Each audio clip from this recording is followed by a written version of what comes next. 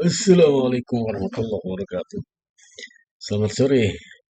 Hari ini Jumat tanggal 8 Oktober 2021. Pak Desoleh di sini, Anda di sana, Pak Desoleh di sana sini. Hari ini saya ingin membahas tentang penyelenggaraan Muktamar NU ke-34 di Bandar Lampung. Kemarin saya bicara tentang rivalitas antara Kiai Said Akil Siraj dengan eh, Kiai Haji atau Gus Yahya Khalil Bisri. Saya ingin masuk untuk mendalami pemikiran kedua tokoh ini, eh, baik menyangkut negara, menyangkut civil society, menyangkut agama, dan juga tentang politik praktis.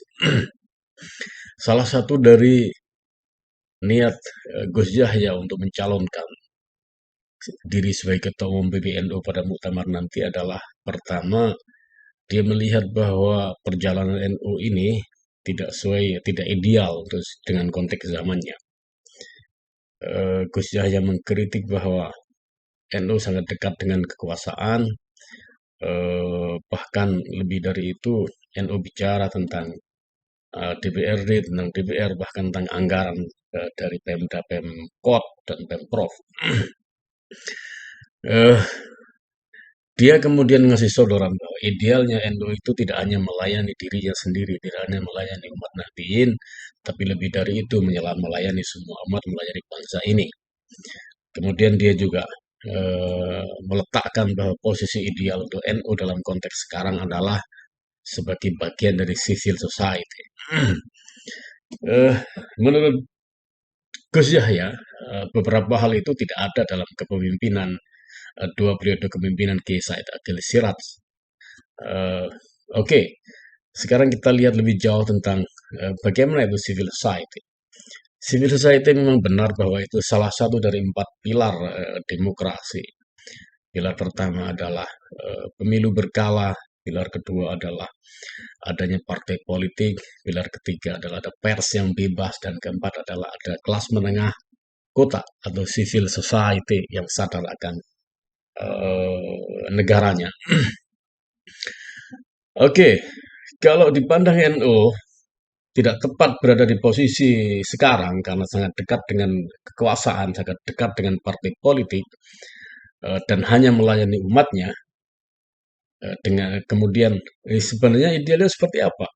Kalau memang NU dipandang tidak tepat untuk melakukan itu semua, artinya bahwa NU harus dikembalikan pada zaman Orde Baru, di mana posisi NU sangat kontra dengan negara, karena negara adalah rezim yang otoritarian, sementara saat ini kita berada pada alam reformasi, alam demokrasi, tidak ada pembungkaman, tidak ada represif, tidak ada otoriter di banyak hal. Makanya kan kemudian ketika menganggap posisi NU mestinya berperan sebagai civil society itu agak aneh. eh Dulu ketika zaman Orde Baru, represivitas Orde Baru itu tidak bisa dilawan oleh individu. Makanya kemudian tokoh-tokoh berkumpul baik di NU ataupun di sejumlah lembaga sosial masyarakat, jumlah LSM.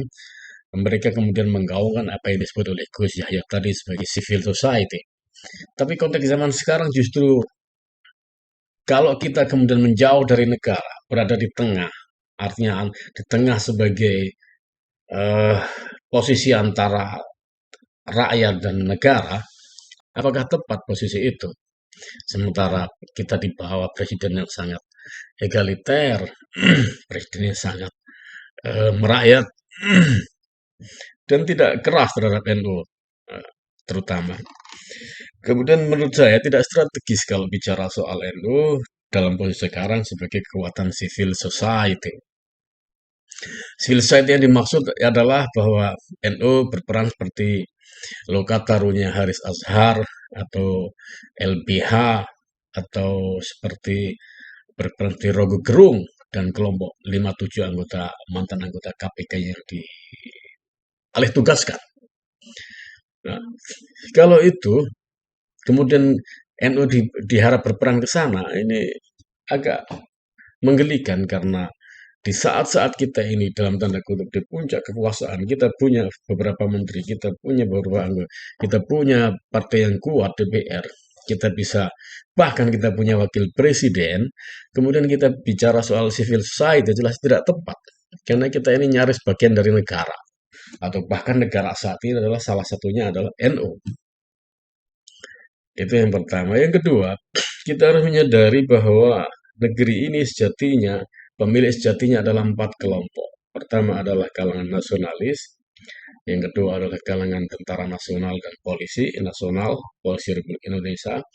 Kemudian yang ketiga adalah kalangan Islam modernis, dan terakhir kita, kalangan Islam tradisional.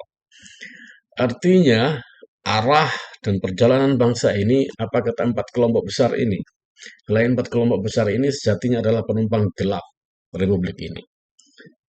Nah, makanya kemudian partai-partai yang dibangun, kekuatan-kekuatan sosial politik yang dibangun oleh empat kelompok ini menjadi jangkar dari perjalanan Republik ini.